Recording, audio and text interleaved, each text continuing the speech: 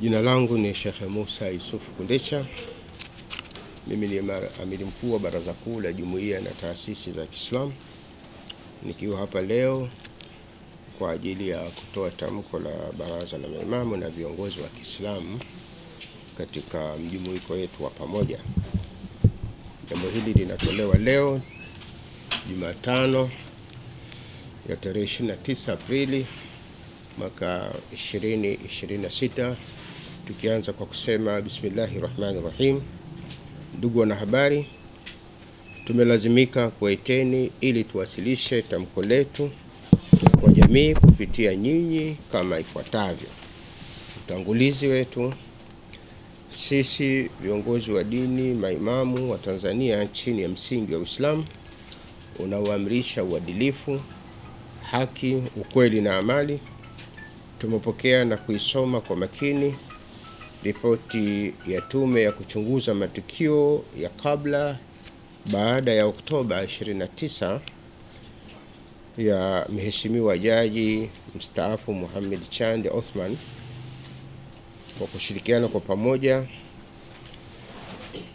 tukiwa kama mabalozi wa amani na uzalendo Tanzania, Watanzania watakumbuka tarehe 24 mwezi wa 9 2025, moja ya taasisi za Kiislamu Umata ilifanya kongamano kubwa la kitaifa la amani na uzalendo katika ukumbi wa Diamond Jubilee pale Dar es Salaam, na kisha kuzunguka nchi nzima kuhamasisha amani na uzalendo.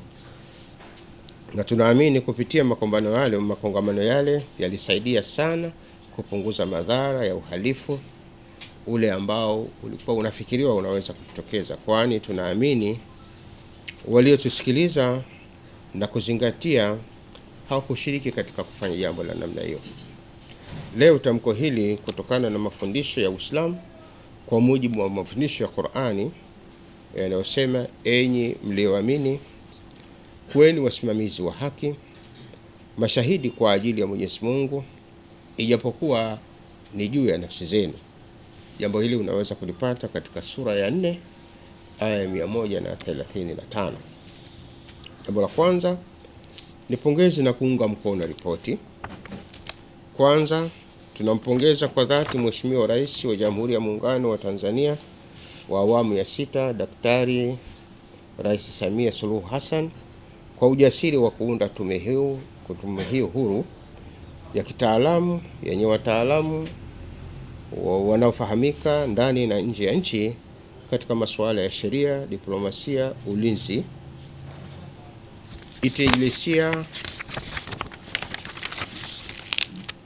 na upelelezi. Huu mfano wa utawala wenye kuguswa na haki na anwani zinazotokea katika jamii na unasikiliza kilio cha wananchi. Tukiguswa na kauli zake iliyokuwa na hisia kali kuwa anasikitishwa, maana yake tukiguswa na kauli ya Mheshimiwa Rais ya kwamba anasikitishwa na matukio yaliyotokea tarehe 29, lakini zaidi ya kutokea matukio hayo, chini ya uongozi wake anajihisi kubebeshwa mzigo mkubwa ambao hata hivyo ataubeba kwa kuwa hana njia, kwa ujasiri mkubwa katika kipindi hichi kilichobaki cha uongozi wake. Pili, tunampongeza Mheshimiwa Jaji mstaafu Mohamed Chande na wajumbe wote wa tume kwa kazi kubwa na ya weledi isiyoegemea upande wowote. Ripoti imegusa ukweli, machungu unaoelekeza kuponya. Tatu, sisi viongozi wa dini na maimamu Tanzania tunaunga mkono kwa moyo wote mapendekezo makuu ya ripoti, hususan yale yaliyogusa maridhiano, uchunguzi kwa waliohusika, uwajibikaji na kujenga taifa lenye amani ya kudumu. Mwenyezi Mungu Subhanahu wa Ta'ala anasema, na mnapohukumu baina ya watu, hukumuni kwa uadilifu.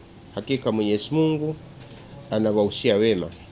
Hakika Mwenyezi Mungu ndiye asikiaye na aonaye. Haya unaweza kuyapata katika sura ya 4 aya 58.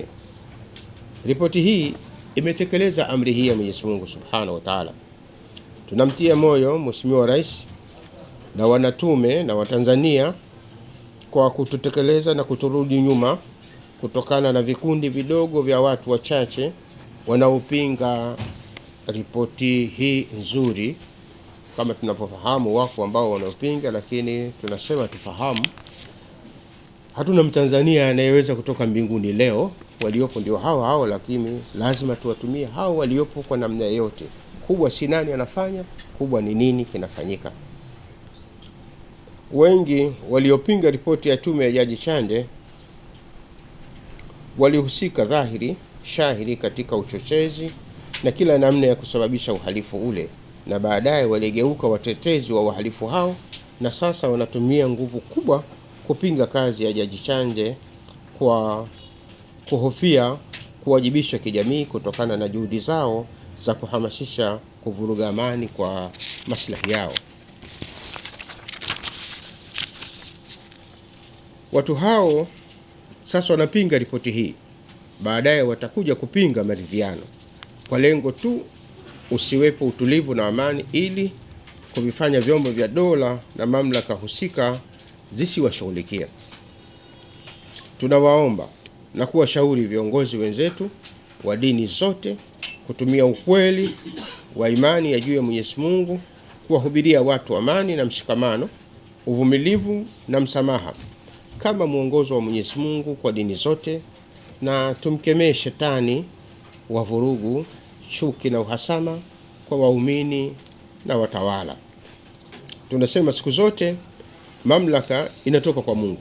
Basi mahubiri yetu yasipingane na Mungu kwa kuhubiri uasi na uchochezi dhidi ya mamlaka iliyowekwa na Mungu, kama tunavyohubiri wakati wote. Tunasema na kuhubiri siku zote, shetani kazi yake ni kuleta machafuko, vurugu kwa kila aina ya uchafu kwa watu. Basi viongozi wa dini tusikubali kuwa mawakala wa shetani kwa kutumia mimbari na madhabahu zetu tukufu kuhubiri kazi ya shetani, kutaka machafuko, vurugu na uhalifu kama uliokwisha kujitokeza. Namba 2, wito kwa Watanzania na viongozi wa dini kuunga mkono maridhiano. Maridhiano si hiari, ni amri ya dini. Qur'ani inatufundisha, hakika waumini ni ndugu, basi patanisheni baina ya ndugu. Haya mambo yanapatikana katika surati Al-Hujurati aya 10. Hivyo tunaonasi Watanzania wote, Waislamu, Wakristo na wa madhehebu yote, na hata wale ambao wanajitambulisha kuwa hawana dini chochote, kuipokea ripoti hii kwa fursa adhimu na kujenga upya umoja wetu wa kitaifa. Tunaomba viongozi wa dini zote tuwe mstari wa mbele kuhubiri amani, msamaha, maridhiano, kuvumiliana na ukweli misikitini na makanisani. Misikiti na makanisa visigeuze kuwa majukwaa ya siasa za chuki.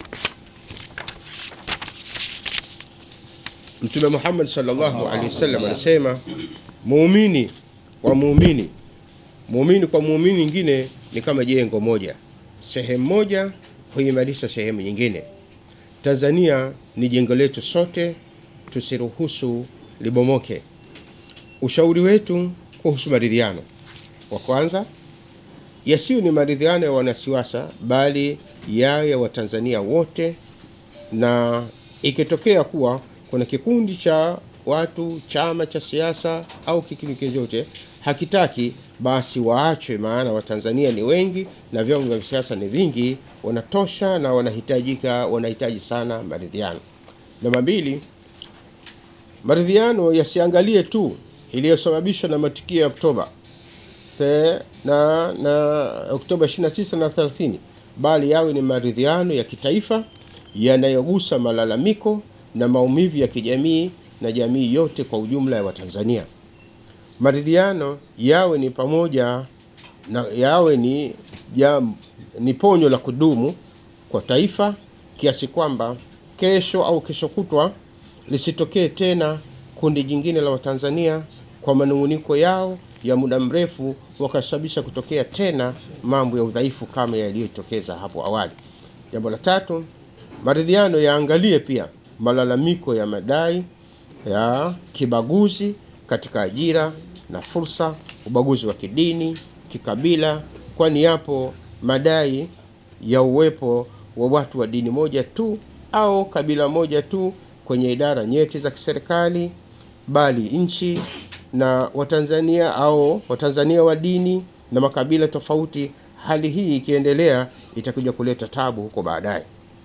Namba 4, aidha maridhiano yaangalie malalamiko ya muda mrefu baadhi ya madhehebu ya dini na mashirika binafsi kupewa ruzuku na mabilioni ya fedha, mitambo, madawa na watumishi kwa miradi ya afya na madhehebu hao, bila kupewa dhehebu nyingine zinazotoa huduma kama hizo, na bado wanaopewa ruzuku wanatoza bei kubwa za huduma kuliko hata wanaotoa huduma wasiopewa ruzuku za kiserikali.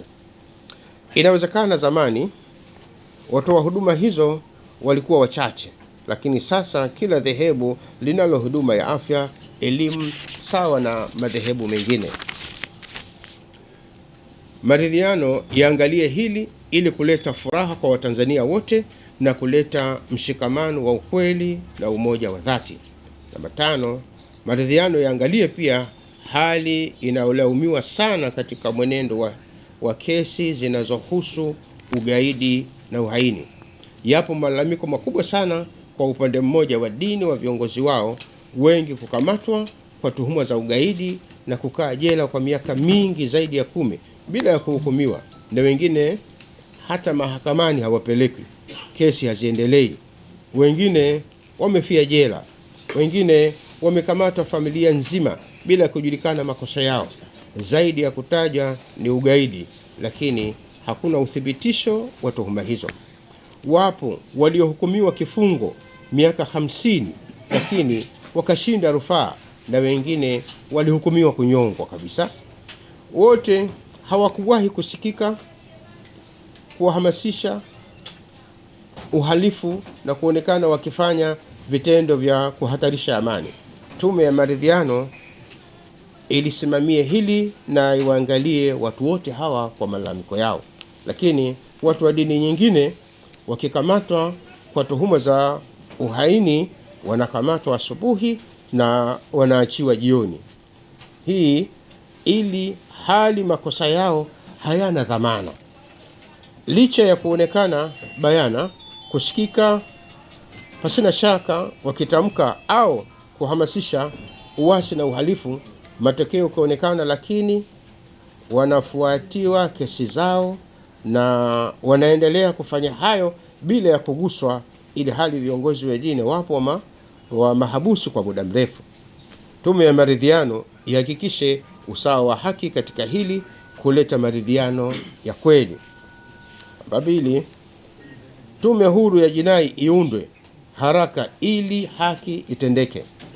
Ripoti ya Jaji Chanja imebaini vitendo vya uhalifu, uharibifu wa mali, vyanzo na vichocheo vya vurugu, mauaji na mipango ovu dhidi ya dola na Watanzania.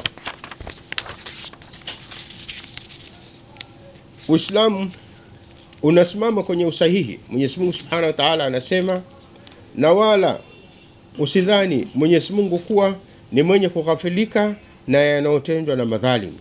Surati Ibrahim aya ya 42. Hivyo tunaitaka serikali kuunda haraka tume ya jinai yenye mamlaka ya kisheria kuchunguza, kushtaki na kuhakikisha wahusika wote wanachukuliwa hatua bila ya kuonewa haya, kuangalia cheo chao, rangi au ya kisiasa au dini yake. Adhabu ya makosa ni kinga kwa jamii. Qur'ani inasema, na katika kisasi kuna usalama wa uhai kwa ajili yenu, enyi wenye akili, ili mumche Mwenyezi Mungu Subhanahu wa Ta'ala. Haya unaweza kuyapata katika surati al-Baqara aya 179. Lengo hapa ni kuzuia marudio ya madhila. Imebainika tabia ya baadhi ya viongozi wa dini na wanasiasa na wanaharakati na watumiaji wa mitandao kuishi kwa kutoamini, iwepo vyombo vya dola au kuficha madhaifu au kujiona wao hawagusiki, hali ambayo inajenga dhana ya kuwa wananchi kujenga dhana kwa wananchi na vyombo vya dola vinawaogopa au haviwezi kufanya lolote juu yao. Unashuhudia muendelezo wa uchochezi na uasi kudhalisha viongozi kupitia taarifa za kila jambo. Wananchi wanaendelea kushangaa na kuuliza, kwa nini hawachukuliwi hatua za haraka? Kuundwa kwa haraka kwa tume kutasaidia jinsi na kuanza kuchukuliwa hatua wanaohusika na kupanga machafuko na uhalifu ule na kuratibu kuchochea, kutasaidia zaidi kujenga imani kwa mamlaka na kudhibiti uchochezi unaoendelea. Aidha, kwanza kuchukuliwa hatua kwa wahusika hao kutaleta matumaini na utulivu wa nafsi na faraja kwa wahanga na waathirika na familia zao wa matukio hayo, kwa kuona waliosababishia kutokea madhara yao, basi hatua zimechukuliwa dhidi yao. Wito kwa viongozi wa dini kuacha kuhubiri chuki. Tunawaomba viongozi wa dini wasihubiri chuki kwa waumini wao kupitia majukwaa ya mimbari na madhabahu zao. Tunawakumbusha maimamu, mashehe, mapadri, wachungaji, Oktoba 29, 2025 na siku chache baadaye, swala hazikusaliwa msikitini wala misa hazikuendeshwa makanisani kwa sababu waumini walilazimika kubaki majumbani kwa kuhofia uhai wao kutokana na vurugu zilizosababishwa na fitna ya shetani zilizopewa fursa kwenye majukwaa ya mimbar kabla ya hapo. Kwa hivyo jukumu letu ni kuzima moto, si kujenga chuki za udini kwa malengo ya kisiasa. Viongozi wa dini tukiamua kutumia mimbari na madhahabu zetu kujenga chuki, nchi haitakalika. Leo anatawala Muislamu, Wakristo wakimchukia na kumjengea chuki kwa jamii, kesho atatawala Mkristo. Vivyo hivyo Waislamu watakumbuka madhila dhidi ya Muislamu mwenzao, watasimama kumpinga na kujenga chuki mtawala Mkristo. Hivyo ni hatari kubwa sana. Viongozi wa dini tutumie busara na tuongoze na maandiko ya dini zetu, tusipotozwe na sheitani aliyejificha kwenye majoho ya utashi wetu. Mwenyezi Mungu Subhanahu wa Ta'ala ipe baraka taifa letu, tujalie amani na utulivu. Amin. Mungu ibariki Tanzania. Amin. Mungu ibariki Afrika. Amin. Amin. Na yeshaisha kwenu Sheikh Musa Kundecha kwa niaba ya jumuiya na taasisi za Kiislamu na maimamu nchini.